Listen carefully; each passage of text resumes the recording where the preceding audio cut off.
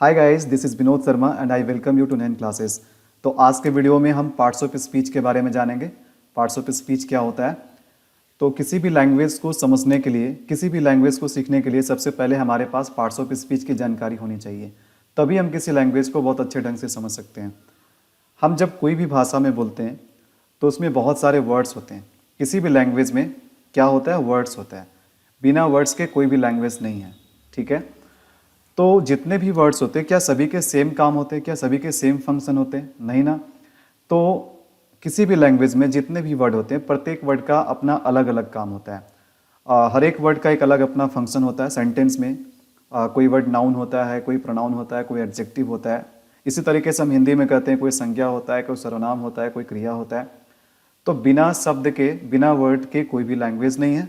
और किसी भी लैंग्वेज में वर्ड के अलग अलग फंक्शन होते हैं। हम स्पीच किसे कहते हैं?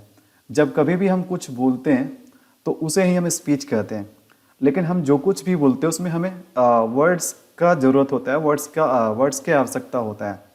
और उन वर्ड्स के अलग अलग पार्ट्स होते हैं, यानी कि अलग अलग फंक्शन होते हैं। उसी को हम क्या कहते हैं? Parts of speech.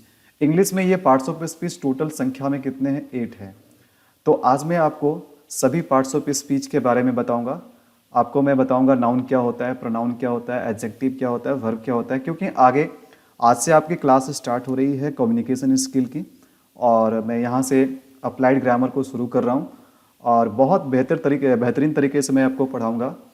और इंग्लिश पढ़ने का मेन मतलब हमारा ये होता है कि हम इंग्लिश इस ढंग से पढ़ें ताकि हमारे पेपर में क्वेश्चन सॉल्व होने लगे। तो यहाँ पर हम लोग किसी भी तरीके से रटने का काम नहीं करेंगे। मैं बहुत ही आपके कंसेप्ट, इंग्लिश से रिलेटेड जो भी कंसेप्ट है, बहुत ही स्ट्रेट फॉरवर्ड वे में मैं आपको समझाऊंगा। तो चलिए हम शुरू करते हैं। सबसे पहले हम जानते हैं नाउन के बारे में। नाउन क्या होता है? तो देखिए, यहाँ पर हमें बहुत लंबे चौड़े डेफिनेशन रटने से कोई फ़ायदा नहीं है, ठीक है? हम छोटे छोटे शब्दों में समझेंगे कि नाउन क्या होता है, प्रोनाउन क्या होता है। तो अगर नाउन के बारे में अगर चर्चा करें तो नाउन क्या है? Noun is a naming word. Noun क्या है? नाउन नेमिंग वर्ड है। तो इससे हम क्या समझ रहे हैं? नेमिंग का मतलब क्या हो गया?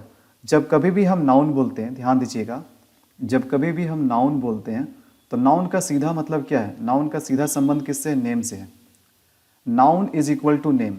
दुनिया में जितने भी चीज़ है, दुनिया में हर चीज़ का नाम है, और बिना नाम के कोई भी चीज़ नहीं होता है, ठीक है? लेकिन नाम के अगर नेम का अगर हम चर्चा करें तो नेम किसका किसका हो सकता है? तो जितने भी चीज़ें इस दुनिया में हैं उसको हम दो कैटेगरी में बांट सकते हैं। एक वैसे चीज़ जो हमें दिखाई देता है, हम उसे छू सकते हैं, है ना, उसे देख सकते हैं, ठीक है? तो ऐसे चीज़ में क्या हो सकता है? ऐसे चीज़ में हो सकता है पर्सन, है ना, कोई भी वस्तु हो सकता है, थिंग हो सकता है। और क्या हो सकता है? प्लेस हो सकता है। और क्या हो सकता है? कोई एनिमल का नेम हो सकता है। बात समझ में आ रही है? और दूसरा वैसे चीज़ होता है, मतलब वैसे चीज़ों का नाम होता है जिसका कोई भी फिजिकल फॉर्म नहीं होता, हम उसे देख या छू नहीं सकते हैं, ठीक है? वैसे चीज़ों को हम केवल फील कर सकते हैं। जैसे फॉर एग्जांपल हमने कहा ऑनेस्टी, ऑनेस्टी, सक्सेस। तो जब मैं बोलता हूँ सफलता, तो सफलता क्या एक नेम है, लेकिन किसका नेम है?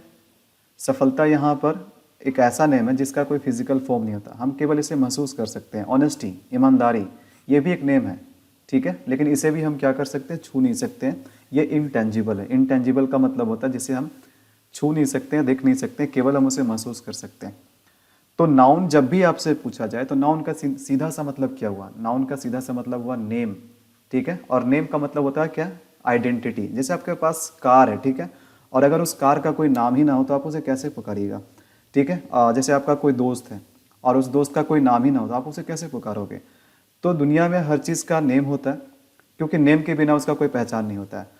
तो noun is a naming word. और यहाँ पर अगर हम कुछ एग्जांपल ले तो क्या है? जैसे boy, girl, pen, honesty, beauty, dog, Patna, etc।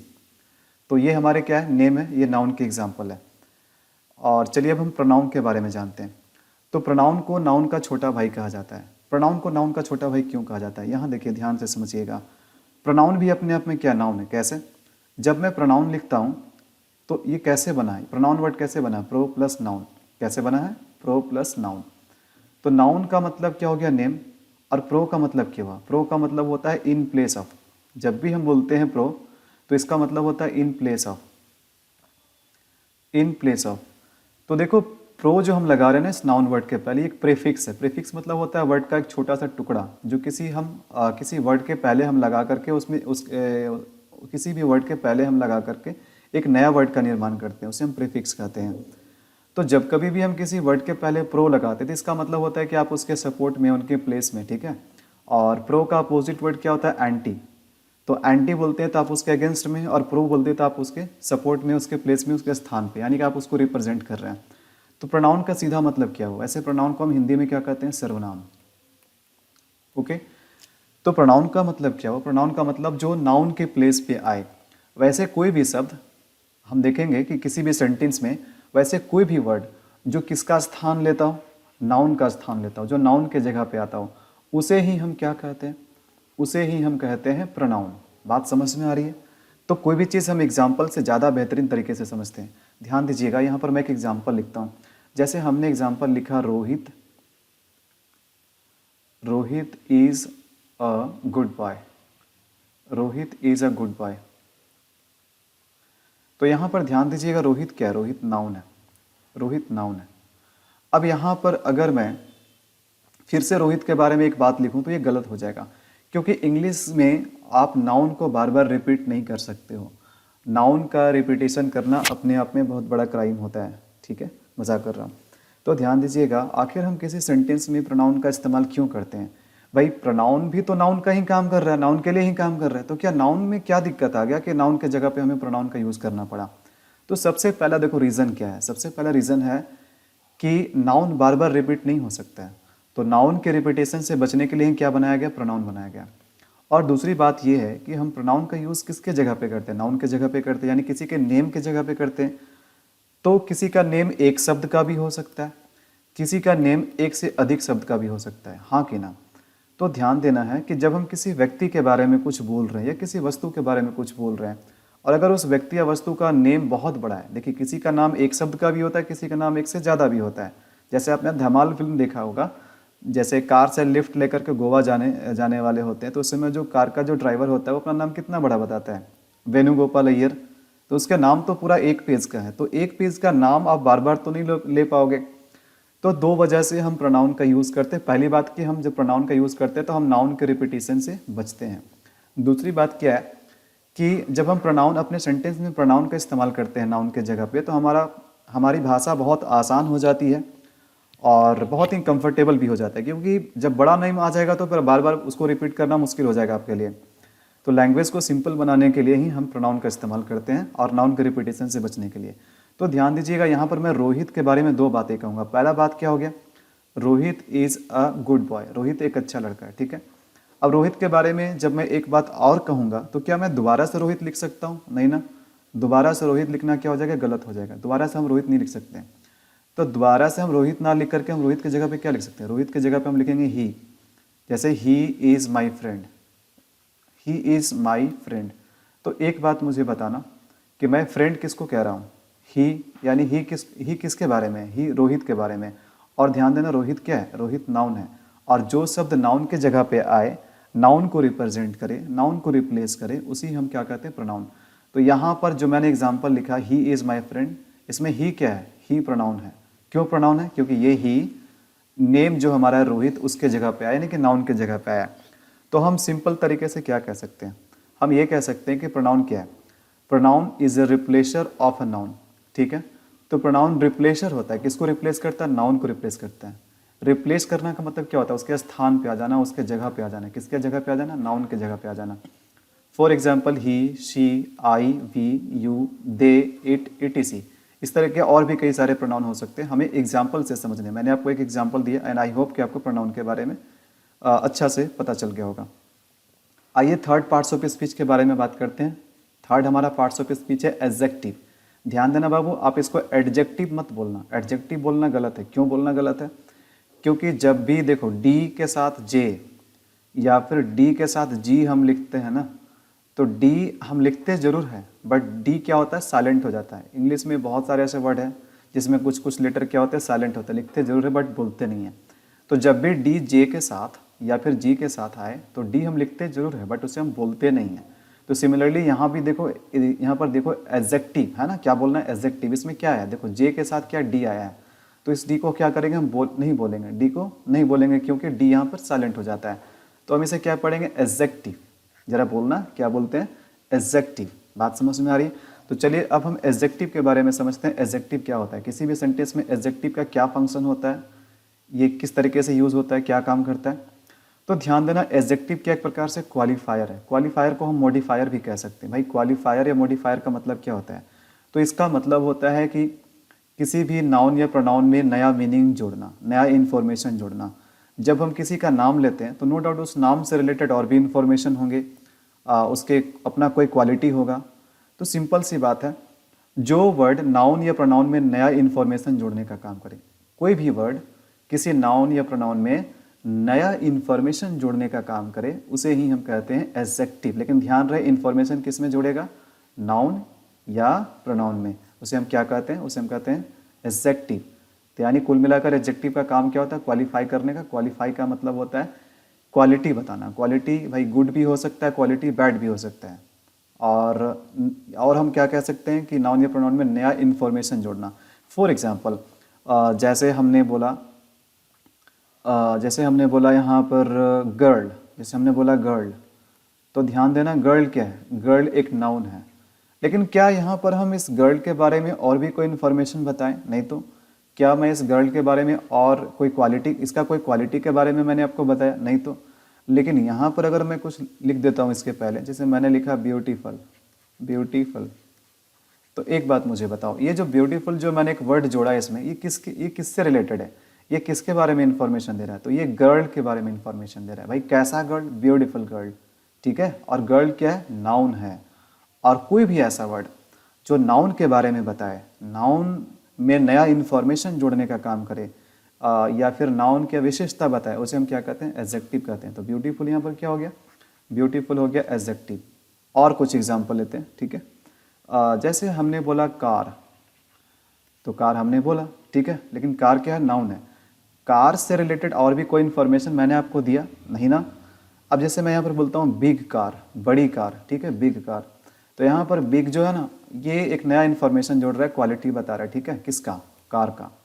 तो जो किसी नाउन का क्वालिटी बताया, उसमें नया इन्फॉर्मेशन जोड़े, उसे हम क्या कहते हैं, उसे हम कहते हैं एडजेक्टिव। तो यहाँ पर बिग क्या हो गया, एडजेक्टिव। ओके, आई होप कि आपको बात समझ में आ गया। तो यहाँ पर एक बात और बोला गया है कि एडजेक्टिव नाउन को क्वालिफाई करता है और साथ ही साथ प्रोनाउन को क्वालिफाई करता है। अब आप कहोगे सर एक ऐसा भी एग्जाम्पल दीजिए जहाँ पर प्रोनाउन को क्वालिफाई करे। अब जैसे हमने यहाँ पर लिखा he is intelligent, he is intelligent, ध्यान से देखिएगा इसको। तो यहाँ पर ही क्या है, ही प्रोनाउन है, अभी भी मैंने आपको बताया, प्रोनाउन जो किसी के नाम के जगह पे आए। और एक चीज़ मुझे बताना, मैं इंटेलिजेंट किसको कह रहा हूँ, मैं इंटेलिजेंट कह रहा हूँ किसको, ही को कह रहा हूँ, ठीक है, यानी प्रोनाउन को कह रहा हूँ। यानी कि इंटेलिजेंट किसके बारे में बता रहा है, किस में नया इन्फॉर्मेशन जोड़ रहा है, ही में, यानी प्रोनाउन में।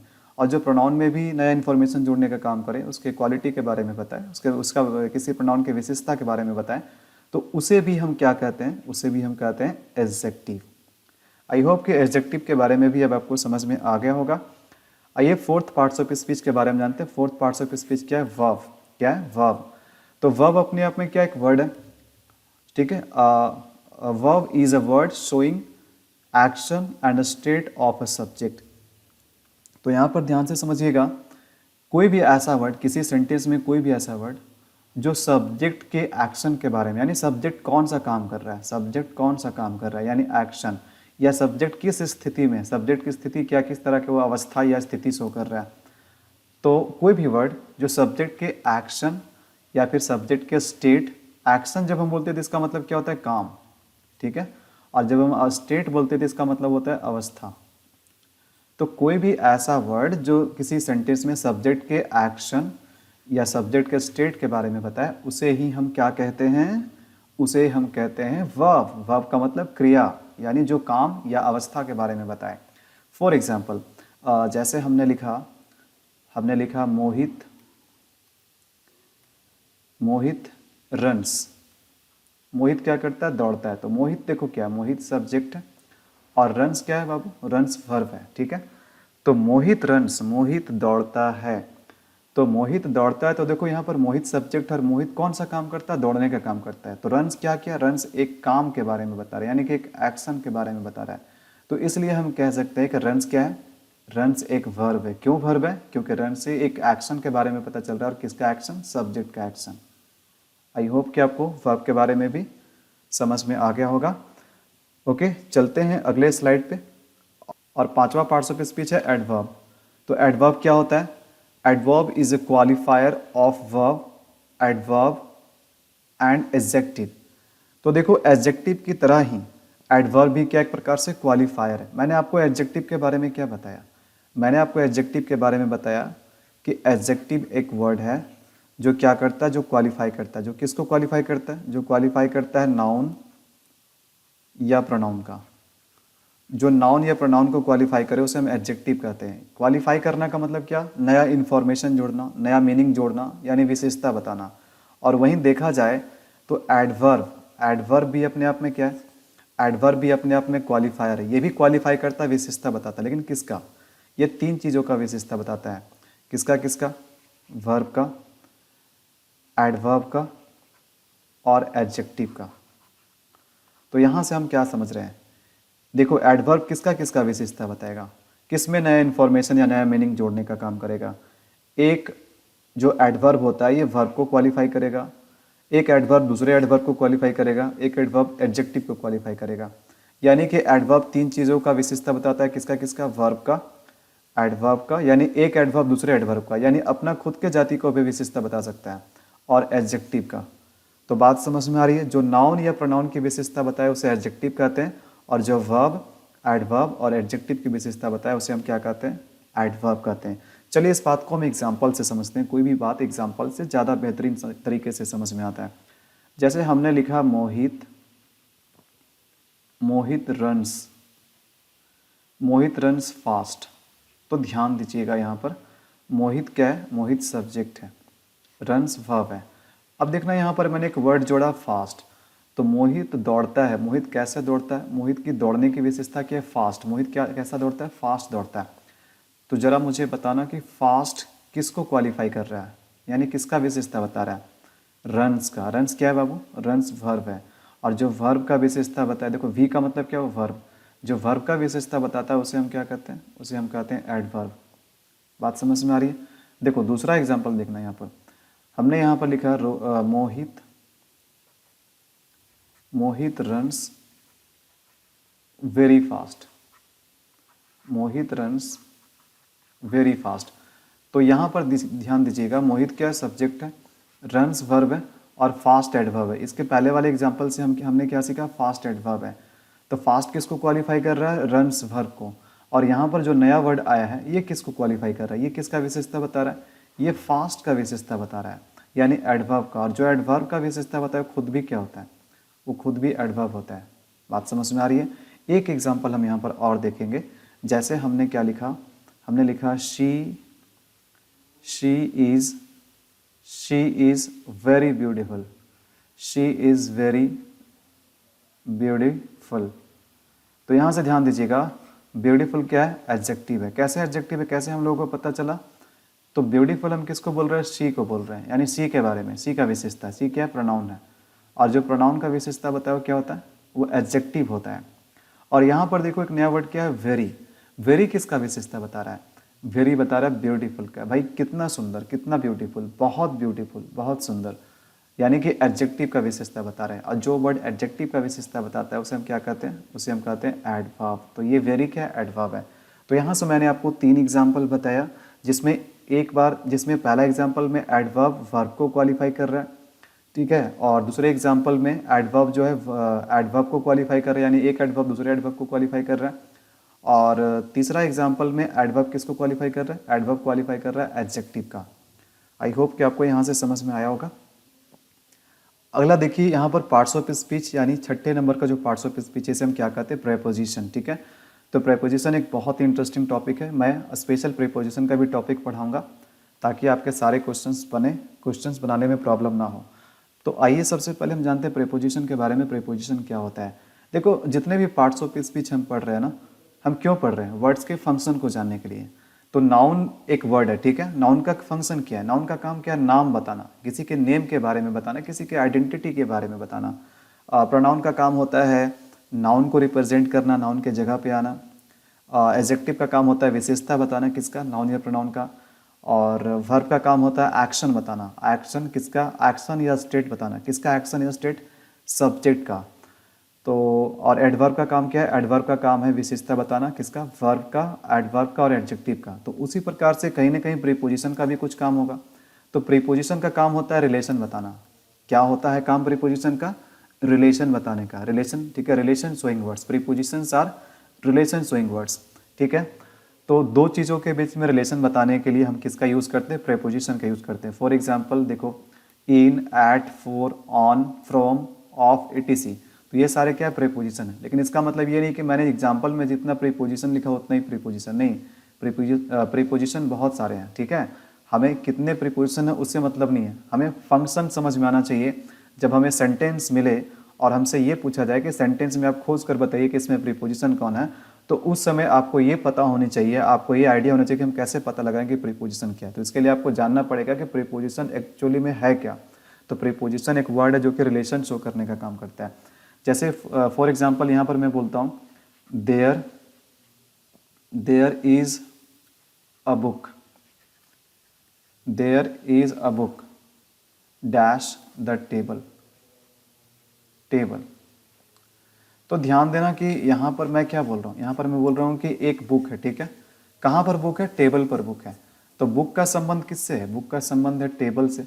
तो एक बात मुझे बताना, जब मैं यहाँ पर बुक का संबंध टेबल से बता रहा हूँ, यानी दो वर्ड के बीच में हम रिलेशन बताने का काम कर रहे हैं, तो जब तक हम कोई वर्ड नहीं देंगे इसके पहले, इस टेबल के पहले, नाउन के पहले, तब तक हम कैसे बुक और टेबल में रिलेशन बता पाएंगे। तो यहाँ पर बताओ कौन सा प्रीपोजिशन लगाएंगे, बिल्कुल सही बता रहे हैं आप, ऑन। तो ऑन क्या कर रहा है, बुक और टेबल के बीच में रिलेशन बताने का काम कर रहा है। तो ऑन हमारे लिए क्या हो गया, यहाँ पर ये हो गया प्रीपोजिशन। क्या हो गया, प्रीपोजिशन। लेकिन इसका मतलब ये मत समझना कि प्रीपोजिशन इतना ही है, प्रीपोजिशन और भी है। और मैं आगे स्पेशल प्रीपोजिशन का चैप्टर पढ़ाऊंगा तो उसमें और डिटेल में बताऊंगा अलग अलग प्रीपोजिशन का हम कहाँ पर अलग अलग जगह पे करते हैं, और प्रीपोजिशन का करेक्ट यूज़ क्या होना चाहिए, सब चीज़ों के बारे में बताऊंगा। सबसे पहले तो देखो, आपको पार्ट्स ऑफ स्पीच से परिचित होना बहुत ज़रूरी है, ठीक है। तो 7वें नंबर पे क्या है, 7वें नंबर पे कंजंक्शन। तो कंजंक्शन का नो डाउट, कंजंक्शन का भी अपना कोई काम होगा। प्रीपोजिशन का काम है संबंध बताना, रिलेशन बताना, और कंजंक्शन का काम है, ठीक है, जोड़ने। कंजंक्शन का काम है दो शब्दों को आपस में जोड़ना, दो सेंटेंसेस को, दो क्लाउजेस को आपस में जोड़ना। तो कंजंक्शन को हम क्या कर सकते हैं, कंजंक्शंस आर ज्वाइनिंग वर्ड्स। जो कोई भी शब्द दो शब्दों को आपस में जोड़ने का काम करे, दो सेंटेंसेस को या फिर दो क्लाउजेस को जोड़ने का काम करे, उसे हम कंजंक्शन कहते हैं। यानी कंजंक्शन को हम हिंदी में एक शब्द में क्या बोलते हैं, जोड़ने वाला, ठीक है, क्या, जोड़ने वाला।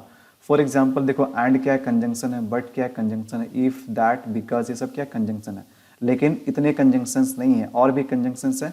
ये मैंने यहाँ पर एग्जाम्पल में थोड़े कंजंक्शंस लिखे हैं, और चलिए मैं कंजंक्शन को एग्जाम्पल से समझाता हूँ।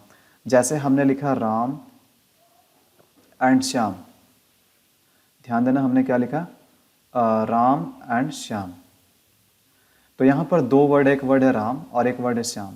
अब मुझे बताओ ये दोनों वर्ड को जोड़ा कौन, ये दोनों वर्ड को जोड़ा एंड। तो एंड क्या हो गया, एंड हो गया कंजंक्शन। बात समझ में आ रही है। अच्छा, अगला एग्जाम्पल देखना, he is poor, he is poor but he is happy, he is poor but he is happy. अब यहाँ से हम क्या देख रहे हैं, यहाँ से हम देख रहे हैं कि ही इज पुअर एक क्लाउज है। देखो सेंटेंस को ही हम क्लाउज कहते हैं, ठीक है। तो यहाँ पर ही इज पुअर क्या एक क्लाउज है, और दूसरा क्लाउज क्या, ही इज हैप्पी। अब ये दोनों क्लाउज को मुझे बताना जोड़ा कौन, बट। तो बट क्या हो गया, बट हो गया कंजंक्शन, बट क्या हो गया, कंजंक्शन। क्यों कंजंक्शन हुआ, क्योंकि इस वर्ड ने दो सेंटेंसेस को यानी कि दो क्लाउजेस को आपस में जोड़ने का काम किया, तो ये क्या हो गया, कंजंक्शन हो गया, ठीक है। और आखिरी पार्ट्स ऑफ स्पीच के बारे में भी हम जान लेते हैं। हालांकि आखिरी पार्ट्स ऑफ स्पीच बहुत ज़्यादा इंपॉर्टेंट नहीं है, इससे इतना सारा क्वेश्चन बनता नहीं है, लेकिन फिर भी ये पार्ट्स ऑफ स्पीच का 8वां हिस्सा है, तो हम लोग इसको जानेंगे जरूर, ठीक है। तो 8वां क्या है, 8वां इंटरजेक्शन। अब इंटरजेक्शन का क्या काम है, इसका भी अपना कुछ ना कुछ काम होगा, हाँ कि ना। तो इंटरजेक्शन का काम होता है इमोशन बताना। इंटरजेक्शन हम वैसे वर्ड को कहते हैं जो इमोशन या फीलिंग बताने का काम करता है। भाई कैसा इमोशन या फीलिंग, सडन, सडन भी बोल सकते हैं, हमेशा स्ट्रांग भी बोल सकते हैं। तो जो किसी के स्ट्रांग फीलिंग या इमोशन के बारे में बताए, या सडन इमोशन के बारे में बताए, उसे हम कहते हैं इंटरजेक्शन। इंटरजेक्शन का काम क्या होता है? इमोशन बताना। भाई सडन या स्ट्रॉन्ग इमोशन क्या होता है? देखिए, जब हम अपने दुख को या खुशी को या डर को या घृणा को हम अपने किसी शब्दों में व्यक्त करते हैं अचानक से, ठीक है, तो इससे क्या होता है? हमारे इमोशंस बाहर आते हैं। तो इसे ही हम क्या कहते हैं? इंटरजेक्शन कहते हैं। फॉर एग्जाम्पल, जैसे रोहित शर्मा बैटिंग कर रहे हैं, रोहित शर्मा एक बहुत लंबा छक्का मारा और स्टेडियम पार कर दिया, तो आप क्या बोलोगे? Wow what a shot it is. क्या बोलोगे? Wow what a shot it is. तो इस वाव का मतलब क्या हुआ? इस वाव का ऐसे कोई शाब्दिक अर्थ नहीं हुआ। इसका प्रयोग हम तब करते हैं जब हम अपने कोई इमोशन को सजेस्ट करते हैं। तो वाव क्यों बोलते हैं? आप खुश होकर के बोलते हैं या सरप्राइज होकर के बोलते हैं, ठीक है। हमने बोल दिया, जैसे हम लोगों ने मैच जीत लिया तो हमने बोला hurrah we have won the match. हमने बोला hurrah we have won the match. तो इस हुर्रा का क्या मतलब हुआ? केवल ये खुशी बताया। अब मैं बोलता हूँ उफ ये गर्मी, तो उफ का मतलब क्या हो गया? अरे इस उफ का मतलब क्या हो गया? कुछ नहीं हुआ, बस ये आपके एक इमोशन को शो कर रहा है, ठीक है। अब जैसे मुझे बताओ कि जैसे मान के चलिए जैसे आप रास्ते से जा रहे थे, ठीक है, और रास्ते में आपका पैर गोबर पे पड़ गया। किस पे पड़ गया? गोबर पे पड़ गया। तो गोबर पे आपका जब पैर पड़ गया तो आप क्या कहोगे? आप कहोगे वाह, ठीक है। वाह नहीं बोलोगे, कुछ तो कहोगे, बोलोगे छी छी छी या हे राम, जो भी बोलोगे, है ना। तो आप जो कुछ भी बोलोगे, क्या बोलने से पहले सोचोगे कि बस आपके मुंह से निकल जाएगा।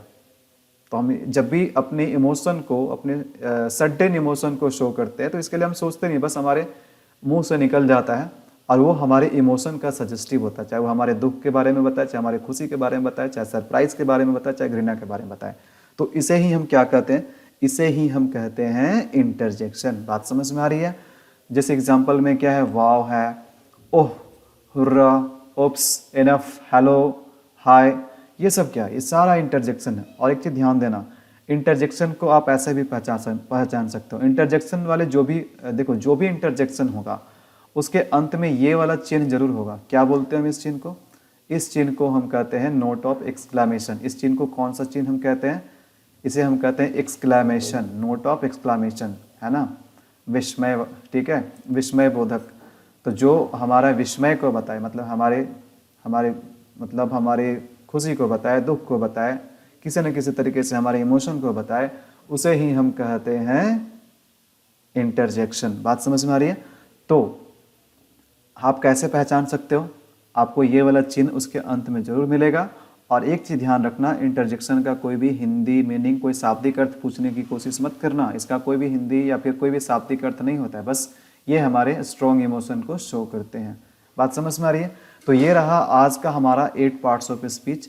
एंड आई होप कि मैंने आपको सभी पार्ट्स ऑफ स्पीच को एग्जाम्पल के सहारे बहुत अच्छे से समझा पाया, ठीक है। और देखिए, आज मैंने आपको पार्ट्स ऑफ स्पीच का बस एक ओवरव्यू दिया कि ये बताया मैंने कि नाउन क्या होता है, प्रोनाउन क्या होता है, वर्ब क्या होता है, एडजेक्टिव क्या होता है, एडवर्ब क्या होता है, कंजंक्शन क्या होता है, प्रीपोजिशन क्या होता है, इंटरजेक्शन क्या होता है। सभी के फंक्शन के बारे में मैंने आपको बताया, जो कि बहुत ज़रूरी है अगर आप किसी लैंग्वेज को पढ़ना शुरू कर रहे हो। तभी आप आगे देखो, आगे चल करके सारे सेंटेंसेस में यही सारी चीज़ आपको मिलने वाले हैं। और जब इन सारे चीज़ों का जानकारी आपको नहीं होगा तो फिर आप कैसे फिर क्वेश्चन सॉल्व कर पाओगे, ठीक है। आप सभी वर्ड को अगर एक जैसे ट्रीट करोगे तो क्वेश्चन आपसे सॉल्व नहीं होगा। इसलिए पहले पार्ट्स ऑफ स्पीच की जानकारी बहुत बहुत बहुत ज़रूरी है। इसलिए मैंने सबसे पहला क्लास में पार्ट्स ऑफ स्पीच के बारे में मैंने आपको बताया। अगला वीडियो भी और भी इंपॉर्टेंट होने वाला। अगले क्लास में, अगले लेक्चर में मैं पार्ट्स ऑफ स्पीच का आइडेंटिफिकेशन करवाऊंगा, जो कि बहुत ज़रूरी है। देखो, आज मैंने जो कुछ भी समझाया है ना, आज मैंने जो कुछ भी समझाया, मुझे कैसे पता चलेगा कि आपको समझ में आया कि नहीं आया? तो इसके लिए हम अगले लेक्चर में एक टेस्ट लगा लेंगे, पार्ट्स ऑफ स्पीच के identification of parts of speech. यानी कि वहाँ पर मैं क्या करूँगा, वहाँ पर मैं कुछ सेंटेंसेस लिखूँगा, है ना। स्लाइड्स में कुछ सेंटेंसेस पहले से लिखे होंगे और वहाँ पर हम क्या प्रैक्टिस करेंगे, वहाँ पर हम सेंटेंसेस में जितने भी वर्ड होंगे, देखो कोई भी सेंटेंस बिना वर्ड का नहीं होता है, और एक सेंटेंस में एक से अधिक वर्ड्स हो सकते हैं, ठीक है। और हर वर्ड का अपना अलग अलग फंक्शन होगा। तो वहाँ पर मैं बहुत सारे सेंटेंसेस दूंगा और आपको क्या करना है, उन सेंटेंसेस में आइडेंटिफाई करना है कि कौन नाउन है, कौन उसमें नाउन है, कौन प्रोनाउन है, कौन एडजेक्टिव है, ठीक है, कौन वर्ब है। तो अगर ये आप पहचानना सीख गया ना, तो समझिए कि आपका इंग्लिश सीखने का आधा काम आपका यहीं पर सॉल्व हो गया, है ना। तो अगला क्लास जो है बहुत ही इंपॉर्टेंट है, अगला लेक्चर बहुत इंपॉर्टेंट है, क्योंकि अगले लेक्चर में मैं आपको करवाऊंगा identification of parts of speech. ठीक है, इससे मुझे भी समझ में आएगा कि आप इस चीज़ को सीख पाएँ, है ना, और अच्छा खासा आपका टेस्ट लग जाएगा। तो आज के क्लास के लिए बस इतना ही। मिलूंगा मैं आपसे नेक्स्ट लेक्चर में, identification of parts of speech के लेक्चर में। तब तक के लिए नमस्कार, गुड बाय।